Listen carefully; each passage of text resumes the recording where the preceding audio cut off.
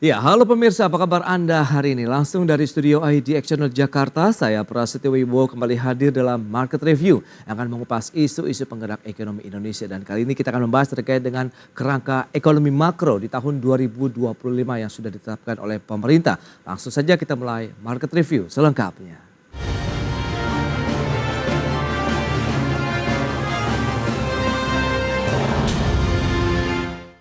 Ya, pemerintah menyusun asumsi dasar makro untuk rancangan anggaran pendapatan dan belanja negara tahun 2025 mendatang. Dalam asumsi tersebut, pertumbuhan ekonomi nasional dipatok sebesar 5,3 hingga 5,5%, yang mencerminkan akselerasi pertumbuhan ekonomi yang inklusif dan berkelanjutan. Pemerintah tengah menyusun asumsi dasar makro untuk rangka ekonomi makro dan pokok-pokok kebijakan fiskal atau KEM PKF dalam anggaran pendapatan dan belanja negara untuk tahun 2025. Dalam kerangka tersebut terdapat sejumlah indikator yang diasumsikan mulai dari pertumbuhan ekonomi, laju inflasi, hingga nilai tukar rupiah.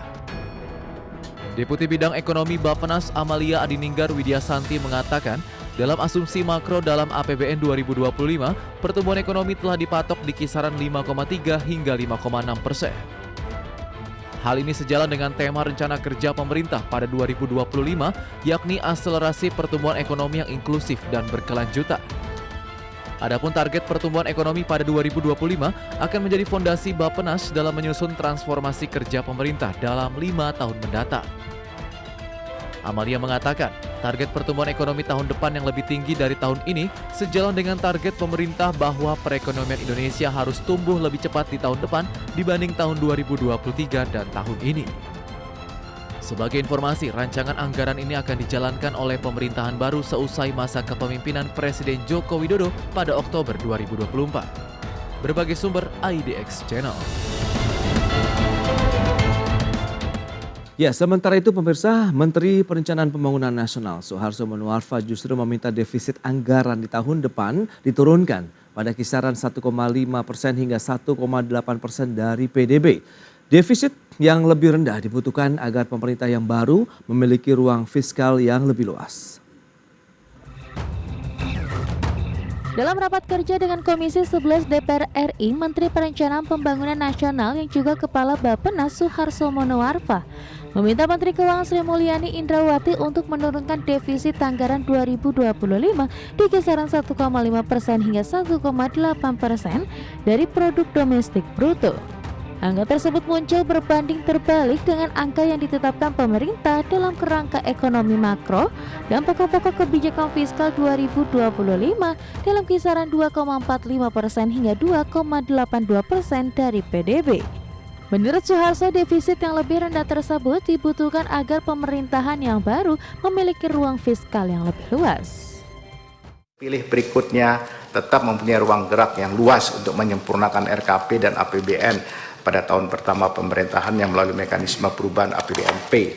Karena itu kami berharap Bu Menkeu dan bukan dari Komisi 11 kalau memang itu disepakati kan defisit itu bisa lebih turun lagi Pak Dolfi antara 1,5 sampai dengan 1,8 sehingga ada ruang fiskal pemerintahan yang akan datang kalau akan menggunakan pasal itu. Seperti diketahui dalam kerangka ekonomi makro dan pokok-pokok kebijakan fiskal, pemerintah menetapkan defisit RAPBN 2025 pada kisaran 2,45 hingga 2,82% dari PDB. Defisit tersebut melebar dibandingkan pada 2024 yang ditargetkan sebesar 2,29 dari PDB dan 2023 sebesar 1,82% dari PDB. Dari Jakarta, tim liputan IDX Channel. Ya, pemirsa, untuk membahas tema menarik kita kali ini, membedah kerangka pokok ekonomi makro di tahun 2025, kita sudah tersambung melalui Zoom bersama dengan Ibu Esther Sriastuti. Beliau adalah Direktur Eksekutif Indef. Ya, selamat pagi Bu Esther. Pagi Mas Pras. Ya, salam sehat Bu. Alhamdulillah sehat. Iya, terima kasih juga atas waktu yang disempatkan. Ini menarik kalau kita bicara mengenai kerangka ekonomi makro begitu ya di tahun depan yang sudah disusun begitu dalam kebijakan ekonomi makro kita begitu di tahun 2025 Targetnya tumbuh 5,3 sampai dengan 5,6% begitu dalam RAPBN 2025. Review dari Indef ini moderat sekali atau bagaimana begitu? Silakan. Ya, kalau saya melihat ini moderat sekali gitu ya, Oke. karena dari tahun ke tahun tren data pertumbuhan ekonomi ini hanya berkisar 5% gitu. Jadi kalau target yang ditetapkan itu sekitar 5%-an ya itu insya Allah tercapai lah gitu. Hmm. Oke. Targetnya kurang menantang ini Mas. Ya. Tapi dengan kondisi fundamental ekonomi yang ada saat ini begitu dengan upaya-upaya yang sudah dilakukan pemerintah saat ini kan nanti ada transisi begitu untuk tahun depan. Anda melihat Betul. sepertinya apakah memang business as usual saja begitu atau memang perlu di booster lagi sih atau bahkan bisa lebih tinggi lagi sebenarnya di tahun depan? Ya harusnya bisa lebih tinggi lagi ya, tetapi memang harus ada syarat-syarat yang dipenuhi gitu ya untuk bisa membuat ini lebih tinggi gitu. Ya. Jadi mesin-mesin pertumbuhan ekonomi ini tidak hanya rely on pada konsumsi saja, tetapi Oke. kita aktifkan mesin-mesin pertumbuhan ekonomi yang lain gitu. Iya, tapi kalau kita lihat dengan kondisi saat ini, ya itu dia, mesin-mesin pertumbuhan ekonomi apa saja, mana saja begitu yang masih bisa digenjot? Ya, kalau kita bicara pertumbuhan ekonomi atau Ya. PDB ya, ini kan kita bicara konsumsi, investasi, belanja pemerintah, kemudian ekspor ya, minus impor. Nah, selama ini kan yang berkontribusi dominan kan hanya pertumbuhan ekonomi dari konsumsi rumah tangga saja, Oke. sekitar 53%. Artinya dominasi konsumsi rumah tangga ini memang sangat besar ya untuk menentukan pertumbuhan ekonomi. Nah, sehingga kedepannya itu pemerintah kalau pengen meningkatkan pertumbuhan ekonomi ya sudah bisa didorong investasi lebih banyak, bisa didorong ekspor lebih banyak. Kemudian kalau sudah punya uang ya, pendapatan negara itu lebih besar, maka bisa didorong belanja pemerintah lebih banyak. Sehingga lengkap itu mesin pertumbuhan ekonominya. Jadi bisa mendorong pertumbuhan ekonomi lebih pesat. Baik, tapi likuiditas yang dimiliki sendiri oleh pemerintah masih cukup kuat tidak apabila memang kita masih mengandalkan konsumsi dalam negeri kemudian meningkatkan belanja pemerintah begitu? Kalau dari ruang fiskal yang saat ini sih kita lihat rasio utang dari PDB ya terhadap PDB ini sekitar 38%. Oke. Artinya kita harus lebih berhati-hati ya. Artinya ruang fiskal kita itu tidak cukup leluasa. Sehingga karena ruang fiskal ini tidak cukup leluasa, maka yang harus dilakukan adalah prioritas program. Oke. Jadi bikin program-program yang memang produktif dan berdampak multiplier effect-nya itu lebih besar gitu. Sehingga dia bisa mengenerate income dan pertumbuhan ekonomi gitu Mas Pras. Ya, tapi bukannya pemerintah juga beberapa waktu lalu sudah mengelompokkan lah bisa dikatakan Bu Esther terkait dengan program-program prioritas pemerintah begitu yang bisa diharapkan bisa menggeliatkan lagi aktivitas ekonomi. Di sana kita tahu ada PSN, kemudian juga ada sektor-sektor prioritas begitu. Anda melihat apakah ini sudah cukup optimalkah atau masih bisa di booster lebih jauh lagi begitu? Saya melihat program PSN bagus ya, tetapi ada beberapa lokasi PSN ini tidak tepat gitu. Misalnya seperti BSD ya, BSD itu kan harusnya kan ownernya adalah swasta. Kenapa masuk di program PSN? Kita lihat lagi misalnya Pantai Indah Kapuk itu kan swasta, tetapi masuk di PSN ini kan kurang tepat. Sehingga mungkin alokasi anggaran itu untuk PSN itu lebih baik untuk program-program yang lebih berdampak wow gitu ya. Jadi bukan seperti pembangunan IKN ya, bukan seperti program makan siang gratis atau sarapan bergizi gitu. Tetapi kita ciptakan kutub-kutub pertumbuhan ya, sehingga kota-kota yang tadinya kota kecil atau desa gitu ya, naik levelnya menjadi dari desa menjadi kota, dari kota kecil menjadi kota yang lebih besar. Contoh misalnya Depok. Depok dulu kan pada tahun 80-an mungkin waktu saya ke sana masih sepi gitu ya. Oke. Tetapi ketika ada Universitas Indonesia datang ke sana, dibangun, ya menjadi kota yang sangat ramai sekarang. Harga tanah jadi mahal. Nah, kita bisa ciptakan ya kota-kota atau kutub-kutub pertumbuhan yang lain itu di Indonesia yang lebih banyak gitu. Oke, tapi kan arahnya lebih ke industrialisasi begitu. Apakah kutub-kutub pertumbuhan yang Anda maksudkan tadi Bu Esther juga masih bisa diandalkan di daerah-daerah begitu?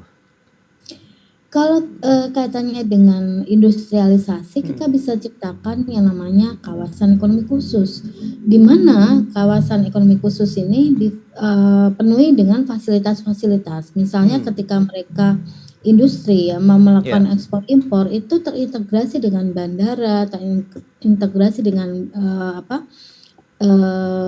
seaport ya, pelabuhan laut gitu, Oke. terintegrasi dengan jalan tol dan, jadi semacam seperti, kawasan yang mudah aksesnya gitu ya. Hmm. Nah sehingga, industri ini akan lebih, cepat ya geraknya. Saya lihat, bandingkan kawasan industri yang ada di Indonesia dengan kawasan industri yang ada di Malaysia misalnya di Penang ya, di Penang itu orang, industri, pabrik itu kalau pengen mau ekspor ataupun mau impor bahan baku itu lebih cepat. Dalam 1 Oke. hari mereka bisa sampai barangnya. Nah, karena apa? Karena terintegrasi, kita bisa lihat pesawat itu mendarat, Hmm. dan pelabuhan itu dekat banget gitu ya, dari kawasan industri itu. Nah, bandingkan dengan di Jakarta misalnya, Cikarang ya, kalau mau kirim barang atau impor barang itu dari Cikarang ke mana, seaport, Tanjung Priok itu Mm-mm. juga kan butuh waktu. Dari Cikarang mau ke airport itu juga butuh waktu. Jadi, ini harus Oke. dibangun kawasan-kawasan industri yang terintegrasi dengan seaport, highway gitu, tol, Ya, ya, dan ya. airport gitu. Itu akan lebih boosting, pertumbuhan ekonomi. Berarti memang lebih kepada ekosistem logistik begitu ya, yang saling Betul. terintegrasi tadi. Baik, kita akan lihat seperti apa sih nanti kita akan cermati target-target di tahun 2025 begitu. Apakah memang lagi-lagi ini masih menjadi tantangan tersendiri bagi pemerintahan berikutnya. Kita akan bahas di segmen berikutnya. Kita akan jeda sebentar Bu Esther. Dan pemirsa, kami akan segera kembali sesaat lagi.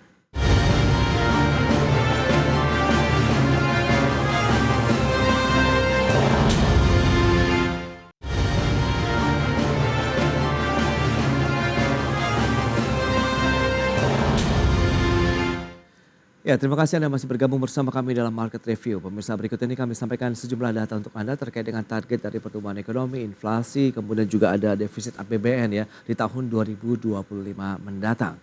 Ya, seperti yang bisa Anda saksikan di layar televisi Anda untuk target pertumbuhan ekonomi tadi sudah kita sebutkan begitu 5,3 sampai dengan 5,6% dengan range nilai tukar rupiah kita di 15.000 sampai dengan 15.400 per dolar Amerika, kemudian defisit APBN-nya 2,45 sampai dengan 2,8% dan tadi Pak Suharso Monoarfa sudah minta diturunkan 1,5%-an begitu. Ada inflasi targetnya 1,5 sampai dengan 3,5%. Dan berikutnya pemirsa, kita lihat untuk asumsi harga minyak dan lifting migas di tahun 2025. Untuk minyak mentahnya 74 sampai dengan 85 dolar Amerika per barrel.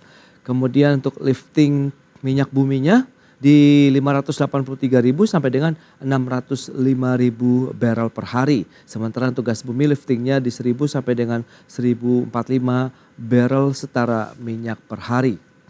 Dan berikutnya untuk RAPBN di tahun 2024, pertumbuhan ekonomi di tahun ini targetnya 5,2%, inflasi 2,8%, nilai tukar rupiah di 15.000 rupiah per dolar Amerika Serikat. Baik, kita akan lanjutkan kembali perbincangan bersama dengan Ibu Esther Sri Astuti, Direktur Eksekutif Indef. Halo, Bu Esther, kita Halo, akan lanjutkan kembali Bu. Ini dari data-data yang bisa kita cermati tadi ada defisit APBN yang sempat disinggung juga nih dari Kementerian PPN Bappenas. Anda melihat bagaimana? Diturunkan 1,5 sampai dengan 1,8% dari target defisit APBN-nya 2,45 sampai dengan 2,8% nih Bu Esther. Iya, Saya kalau sangat mendukung ya statement Pak Suharso ya, karena di sini kita lihat kalau trennya ya dari data defisit APBN terhadap PDB itu trennya antara 2% sampai dengan 3%. Oke. Nah, artinya sekitar 200 sampai 300-an triliun ya. Nah, ketika kemarin saya mendengar bahwa pemerintah itu mencantumkan defisit APBN 600 triliun, nah ini kan berarti bertolak belakang dengan statementnya Pak Suharso gitu. Kalau Oke. yang betul itu adalah menurunkan defisit APBN terhadap PDB, saya sepakat misalnya turun menjadi 1,5% sehingga ruang fiskal itu lebih lega gitu. Tapi kalau melihat dengan kondisi seperti saat ini, apakah dengan tren defisit ini cukup ideal begitu untuk bisa menjadi motor penggerak juga nih nanti dengan adanya APBN yang bisa digunakan begitu? Kalau tren saat ini defisit APBN 2-3% itu kan sesuai undang-undang, Mas. Ya. Jadi memang sudah sesuai gitu ya. Nah, ketika diturunkan lagi menjadi 1,5 itu akan lebih bagus lagi karena ruang fiskal kita artinya lebih luas ya, sehingga Oke. kita lebih leluasa untuk mengatur anggaran pemerintah gitu untuk pembangunan. Nah, Baik, baik. tetapi saya mendengar ya dari berita bahwa pemerintah menetapkan defisit APBN ini sekitar 600 triliun. Nah, ini kan berarti hampir 2-3 kali lipat dari tren defisit APBN terhadap PDB ya saat ini gitu. Oke, oke. Baik. Nah, dengan kondisi tadi, beberapa target pertumbuhan ataupun asumsi makroekonomi begitu ya di tahun 2025, tantangan tersendiri yang mungkin perlu segera dimitigasi begitu dari masa transisi ini apa nih kira-kira Bu Esther? Tantangannya adalah pertama, kita tahu ruang fiskal kita tidak terlalu luas ya, sehingga yang harus dilakukan adalah alokasi anggaran dengan tepat. Oke. Pilih program-program yang memang menjadi program yang memang berdampak lebih luas gitu. Contohnya misalnya sektor pendidikan gitu ya, karena di negara ini tidak ada negara yang maju tanpa membangun sumber daya manusia gitu. Oke. Yang kedua itu kita harus melakukan efisiensi ya, di mana program-program yang mercusuar gitu ya, itu Iya. seharusnya ditangguhkan dulu gitu. Nah, baru yang ketiga kalau kita sudah bisa gitu, kita memperkuat fundamental ekonomi kita. Karena Oke. ibarat orang flu ya, Ya, ya. mau depan, belakang, kanan, kiri kalau masih dikelilingi orang flu, tapi kalau stamina kita cukup kuat, maka tidak akan tertular. Jadi misalnya external shock dari global market itu sangat kencang, Oke. tetapi kalau fundamental ekonomi kita itu bagus, maka kita tidak akan tertular. Kalau toh tertular, itu tidak parah gitu. Oke. Nah, tantangan global juga kan masih menghantui juga nih nanti pemerintahan berikutnya begitu. Kita akan bahas nanti di segmen berikutnya Bu Esther, kita akan jeda lagi sebentar. Dan pemirsa, kami akan segera kembali sesaat lagi.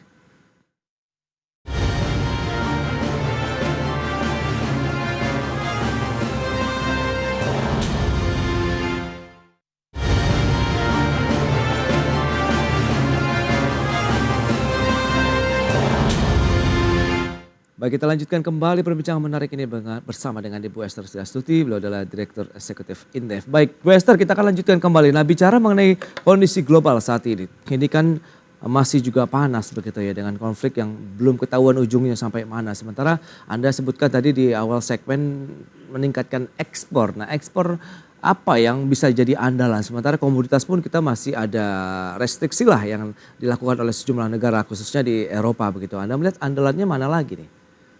Ya, kalau kita bicara komoditas, saat ini kan pemerintah sedang melakukan mapping ya, sudah melakukan mapping, tinggal nanti di mana yang harus didorong lebih cepat gitu ya.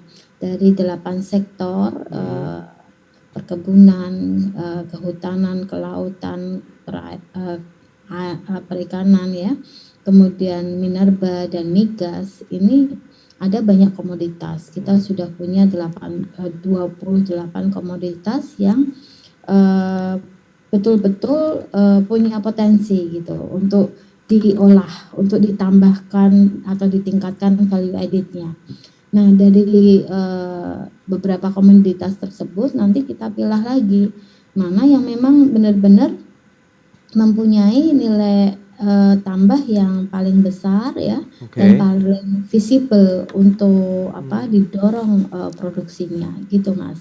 Baik, tapi dengan kerangka ekonomi yang dibuat saat ini begitu, Anda melihat bagaimana nanti implementasinya lah oleh pemerintahan baru di tahun 2025 mendatang? Apakah potensinya juga ya tadi dengan beragam tantangan dari di global maupun domestik begitu akan sesuai harapankah? Ya, kalau saya optimis sih Mas, optimis. Jadi ketika kita mendorong produk itu untuk lebih diolah untuk diekspor gitu ya, itu kita harus based on market driven. Jadi kita tidak, kan kita punya banyak sumber daya alam ya, ada nikel, boksit, ada aspal buton, ada sawit dan seterusnya. Nah, tapi mana yang perlu didorong ya dan punya dampak yang luar biasa buat ekonomi kita. Nah, sehingga nanti setelah kita ketemu ya, ini sedang berjalan nih hitungannya nih. Nah, ketika kita sudah temukan mana yang paling visible untuk didorong, nah itu nanti akan kita berikan insentif ya, seperti yang dilakukan oleh Cina. Cina ketika membangun industrinya, dia nggak punya duit, dia undang itu investor dari Eropa ya, terutama yang lebih banyak masuk ke Cina. Dia berikan insentif, tetapi sebaliknya Cina itu juga meminta wave tuition fee ya, ketika mereka mau mengirimkan sumber daya manusianya untuk sekolah ke luar negeri di negara-negara tersebut. Sehingga ada imbal balik yang dilakukan Cina dengan negara-negara Eropa tersebut. Kita bisa meniru gitu. Nah, setelah itu ketika kita bisa memproduksi produk yang memang menjadi andalan kita based on market driven tadi, based on pangsa pasar, maka kita dorong dengan perjanjian-perjanjian dengan negara-negara tersebut gitu ya. Sehingga produk kita bisa masuk ke Uni Eropa, ke Amerika ya, di mana pangsa pasar Indonesia terbesar di sana. Dengan perjanjian-perjanjian sehingga kita tidak kena yang namanya tarif tinggi atau barrier non tarif, itu kita bisa minimalkan. Gitu. Berarti memang apa yang sudah dibentuk pemerintah saat ini untuk RAPBN tahun depan ini sudah menyesuaikan lah dengan kondisi yang kemungkinan menghadapi lah ya pemerintahan berikutnya Prabowo Gibran begitu, sehingga nanti tidak akan ada terlalu perubahan-perubahan yang signifikan ataupun dinamikanya begitu dalam perjalanan mereka melaksanakan dari anggaran belanja negara yang sudah ditentukan untuk tahun 2025 mendatang. Bu Esther, terima kasih banyak atas waktu dan sharing yang sudah Anda sampaikan ini kepada pemirsa pada hari ini. Selamat melanjutkan aktivitas Anda kembali. Salam sehat, Bu Esther. Terima kasih. Sama-sama Mas Pras, terima kasih. Salam sehat selalu. Baik, salam sehat juga. Dan pemirsa, jangan beranjak dari tempat Anda karena sesaat lagi kami masih akan kembali tentunya dengan pembahasan menarik lainnya di mana sanksi menanti pekerja dan perusahaan ini yang tidak bayar iuran tapera. Kami segera kembali.